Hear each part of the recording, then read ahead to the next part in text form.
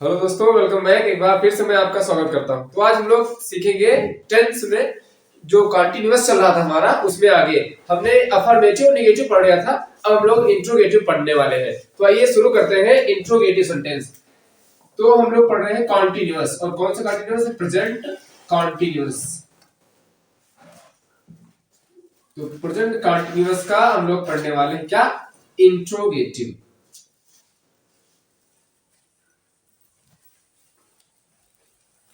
अब इंट्रोगेटिव का रूल तो आप लोग जानते ही हैं, मैंने स्टार्ट में बता दिया है कि इसका रूल क्या होता है। तो इसके दो टाइप होते हैं। अब हम यहाँ पर एक बार फिर से आपको बता दें, क्योंकि जो पहली बार देख रहा है वो समझ जाए। अब देखिए, यहाँ पर इंट्रोगेटिव जो है वो होगा एक एस आर नो टाइप का, और एक होगा डब्ल्यू एस टाइप का। इसके लिए मैंने डब्ल्यू एस टाइप में क्या क्या डिटेल से बताया है प्रेजेंट इंडेफिनिट में। आप वहां जाकर के आसानी से इसको समझ सकते हैं। फिर आप यहां करके इसको देखेंगे तो थोड़ा सा ज्यादा आपको समझ में आएगा। अब देखिए यहाँ पर होता क्या है, तो ये जो एस आर नो टाइप है, इसमें हेल्पिंग वर्ब इंग्लिश से अगर देखेंगे तो हेल्पिंग वर्ब सबसे पहले आएगी। हेल्पिंग वर्ब प्लस उसके बाद में बाकी चीजें रहेंगी। या तो हम कह सकते हैं कि हेल्पिंग वर्ब से स्टार्ट होगा सेंटेंस। क्या होगा? स्टार्ट होगा सेंटेंस किससे? हेल्पिंग वर्ब से। और WH टाइप में, WH का मतलब होता है कोई क्वेश्चन वर्ड, तो इसमें क्वेश्चन वर्ड से सेंटेंस स्टार्ट होता है। किससे स्टार्ट होता है? क्वेश्चन वर्ड से स्टार्ट होगा। अब ये दो चीजें आपको पता होनी चाहिए। अब देखिए, इसका जो ट्रांसलेट करेंगे तो आप लोग WH टाइप जो है, इसके लिए एक विशेष बात याद रखें कि WH कभी कभी WH पहले होता है, लेकिन उस फिर भी वो इंट्रोगेटिव नहीं होता है। वो किस तरह से? जैसे कि हम आपको बता दें, यहां पर लिखा हुआ है कि व्हाट आर यू डूइंग। यहां पर लिखा हुआ है आप क्या कर रहे हैं।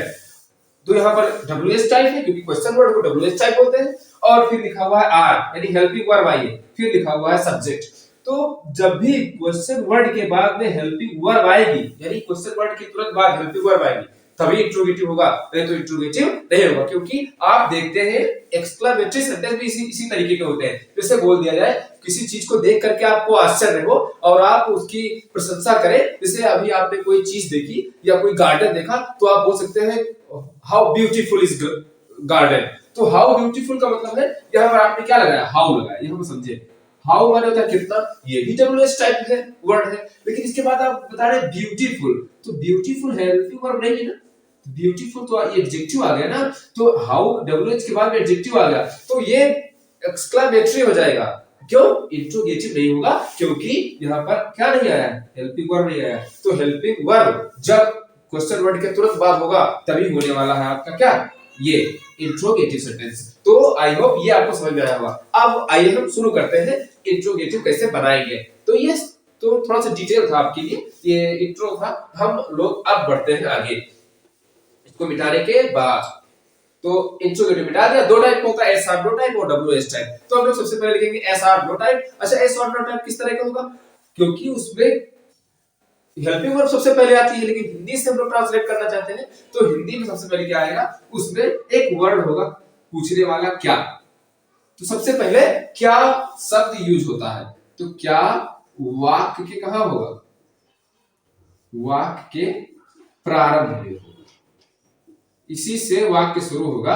यानी इसका आप उत्तर हाँ नहीं में दे सकते हैं। ऐसे आपसे कुछ प्रश्न पूछा जाएगा तो आप इसका हाँ नहीं में जवाब दे सकते हैं। अब यहाँ पर मैं लिख रहा हूँ आपके लिए एक सेंटेंस, आप उसको बनाइए। लेकिन उससे पहले हम लोग इसका रूल देख लेते हैं। तो रूल के लिए सबसे पहले कॉन्टिन्यूअस है, तो कॉन्टिन्यूअस जहां पे भी होगा, कोई भी सेंटेंस में कॉन्टिन्यूअस है तो आईएनजी फॉर्म लगनी ही लगनी है। फिलहाल जो पैसिव होता है उसमें थर्ड फॉर्म लगती है, उसमें आईएनजी तो लगता नहीं है, उसकी सिर्फ हेल्पिंग वर्ब लगती है। तो आप इसके बाद में जब आप टेक्स्ट कंप्लीट कर लेंगे ना, तो आप एक्टिव पैसिव और डायरेक्ट और इनडायरेक्ट करने में बहुत आसानी महसूस करेंगे। तो आप लोग सबसे पहले इसको समझें।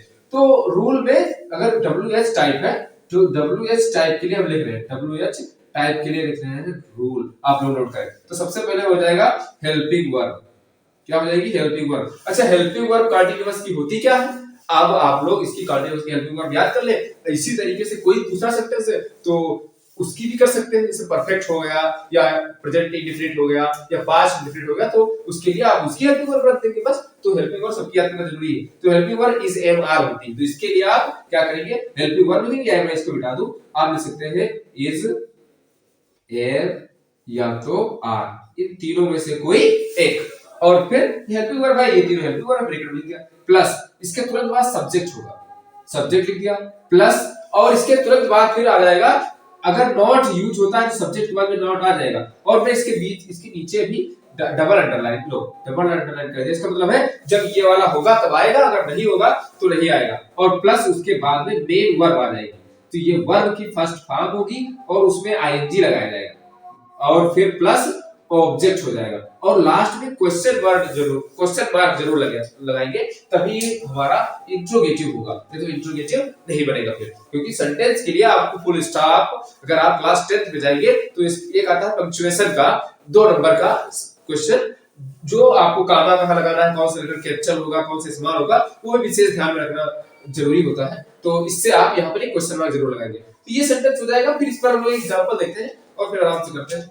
तो देखिए कौन सा एग्जांपल है इसके लिए। इसके लिए हम लिख रहे हैं क्या, तो लिख दिया क्या बच्चे शोर मचा रहे हैं, मचा रहे, अच्छा रहे हैं क्यों यूज कर रहे हैं, क्योंकि कॉन्टिन्यूअस है, और कॉन्टिन्यूअस सेंटेंस ऐसा होता है, ये टेंस ऐसा होगा जिसमें कार्य का होना जारी पाया जाएगा, कि कार्य जारी होता है। तो देखो बच्चे शोर मचा रहे हैं, इसका मतलब है कोई कुछ बच्चे हैं वो लगातार शोर मचा रहे हैं, यानी प्रेजेंट में वो काम जारी है। अब देखेंगे इसका अनुवाद। तो अनुवाद करने के लिए देखें क्या वाक्य प्रारंभ में आ गया, तो ठीक प्रारंभ में आ गया है, तो वाक्य प्रारंभ के लिए उसकी अंग्रेजी नहीं लिखते हैं। ये जो जितना इसका बेसिक डिटेल है मैंने कवर किया है बहुत अच्छी तरीके से इंडेफिनिट में, तो आप वहां जाकर के देख सकते हैं, वीडियो नंबर उसकी 3rd मिलेगी आपको।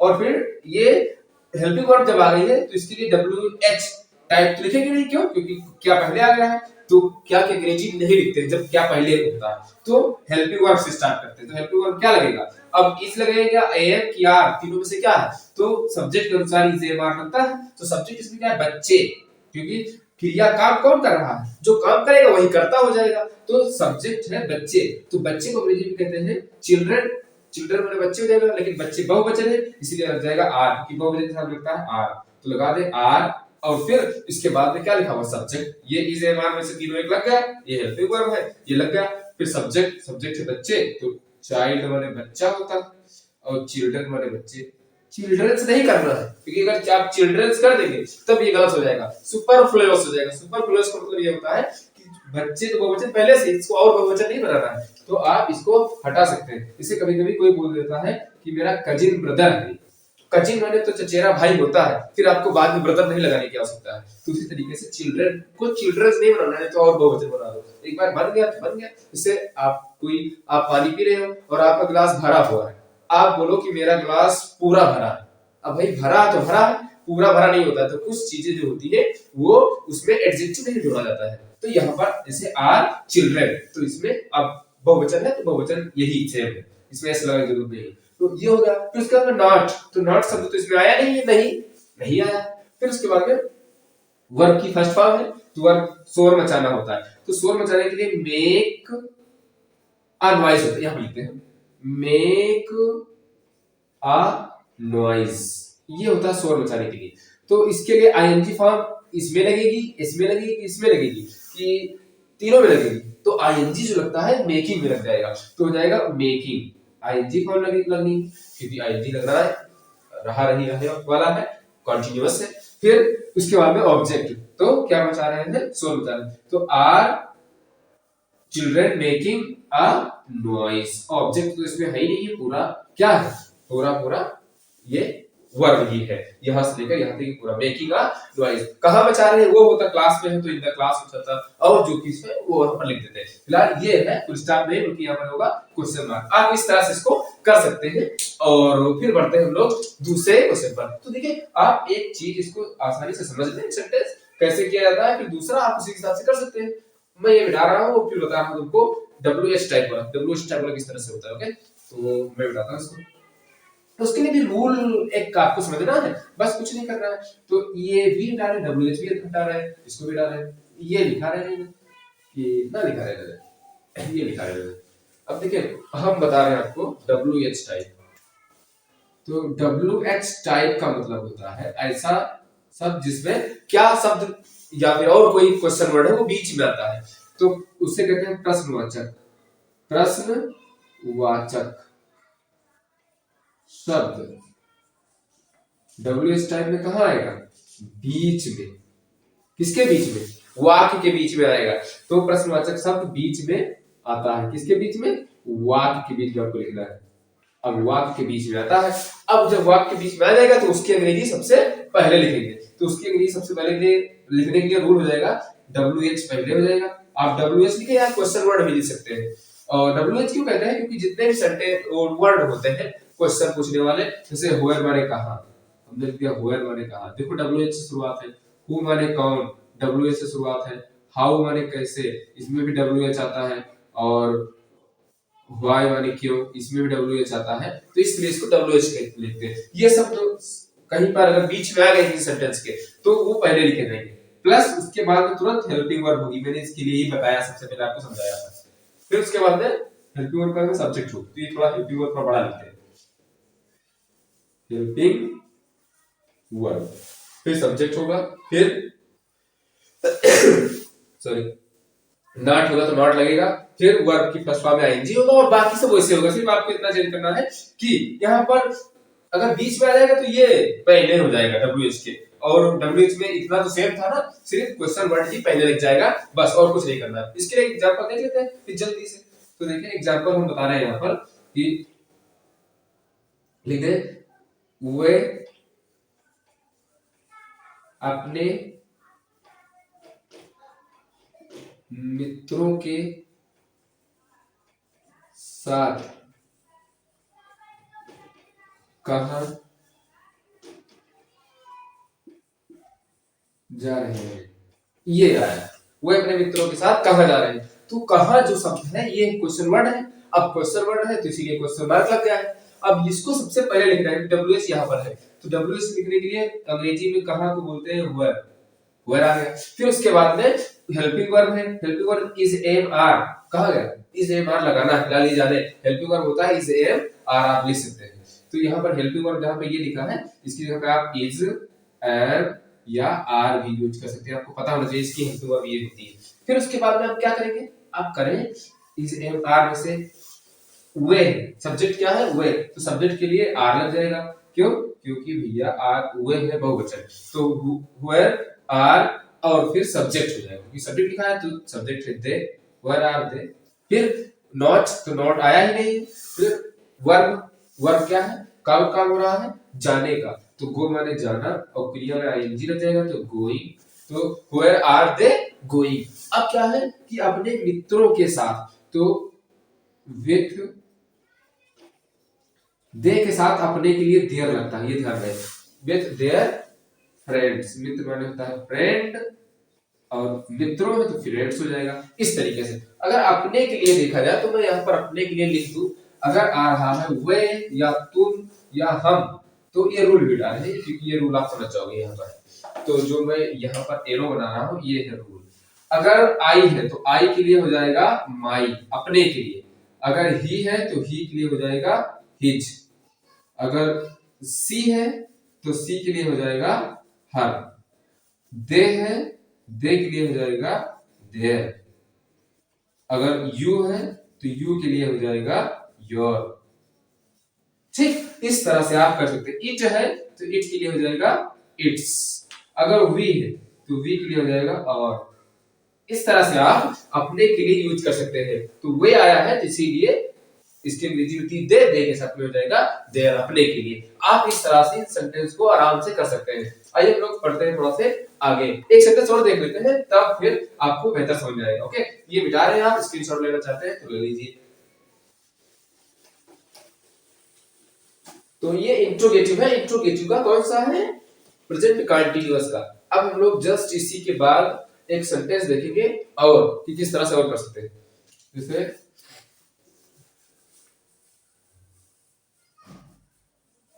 एक है वे विद्यालय में क्यों नहीं पढ़ रहे। अब ये नहीं है बीच में आ गया, वे विद्यालय में क्यों नहीं पढ़ रहे हैं। तो ये सेंटेंस है इंट्रोगेटिव वाला, इंट्रोगेटिव लगा है, रहा और रही आ गया है तो प्रेजेंट कंटीन्यूअस का है। इसके लिए हेल्पिंग वर्ब जो होती है, आप मेन चीज होता है किसी भी सेंटेंस का, कोई भी टेंस है उसके लिए हेल्पिंग वर्ब याद करना। तो इज, एम और इसके लिए आर होता है। अब क्वेश्चन वर्ड बीच में आया है तो इसके लिए सबसे पहले लिख देंगे उसको, तो ये हो जाएगा WH टाइप, तो वाई पहले आ जाएगा, फिर उसके बाद में हेल्पिंग वर्ब होती है तो वे है, तो क्या हो जाएगा आर, ये आर हो जाएगा, इसको मिटाना पड़ेगा, ये हो जाएगा आर। आर क्यों, क्योंकि बहुवचन है वे, इसके लिए आर लग जाएगा। फिर उसके बाद में वाई आर, फिर सब्जेक्ट होता है। आप इसको याद करें कि सब्जेक्ट लगेगा, इसके बाद सब्जेक्ट के बाद में नॉट आता है तो लगता है तो आ गया है, तो सब्जेक्ट के जस्ट बाद नॉट लगा देंगे, तो आर के बाद में दे आ जाएगा, फिर नॉट, फिर उसके बाद में क्रिया आएगी, मेन वर्ब आएगा। तो मेन वर्ब क्या करना, पढ़ना है, तो रीड लिखो, रीड लिखेंगे स्टडी लिखेंगे, स्टडी लिखो, अध्ययन कार्य हो रहा है ना। रीड मतलब होता है कोई चीज, जैसे पुस्तक पढ़ना या फिर न्यूज पत्र पढ़ना, वो तो स्टडी लिखो, स्टडी में अध्ययन करना, और स्टडी लिख दिया। अब इसमें आईएनजी लगाना है, क्यों आईएनजी लगाना है, क्योंकि स्ट्रेइंग बनाना है, आईएनजी फॉर्म रहा है, रही कंटीन्यूअस का है इसलिए। और फिर कहां नहीं पढ़ रहे हैं, विद्यालय में, तो देखो इन द स्कूल या इन स्कूल लिखे, क्यों इन स्कूल, स्कूल में पढ़ने का काम होता है, जब मैं आर्टिकल पढ़ाऊंगा तो मैं बताऊंगा, स्कूल के साथ में द नहीं लगता है, क्यों, क्योंकि जो चीज नैतिक चीजें होती हैं या फिर स्कूल में नैतिक ज्ञान दिया जाता है, मंदिर के साथ में द नहीं लगता है, क्यों नैतिक ज्ञान दिया जाता है, क्यों नहीं लगता है, क्योंकि जब उनका जाने का उद्देश्य वही हो। ये आर्टिकल पढ़ाएंगे तो मैं विस्तार से आपको बताऊंगा कि क्या कब लगेगा द, कब नहीं लगेगा। तो आप इस तरह से इसको कर सकते हैं कि why are they not studying in school, यानी वो विद्यालय में क्यों नहीं पढ़ रहे हैं। तो आप इस तरह से क्वेश्चन को कर सकते हैं आप बेहतर तरीके से। हम लोग नेक्स्ट वीडियो में मिलने वाले हैं एक अगले टेंस के साथ में, जो हमारा होगा परफेक्ट, प्रेजेंट परफेक्ट का। तो आज के लिए इतना ही, थैंक यू सो मच।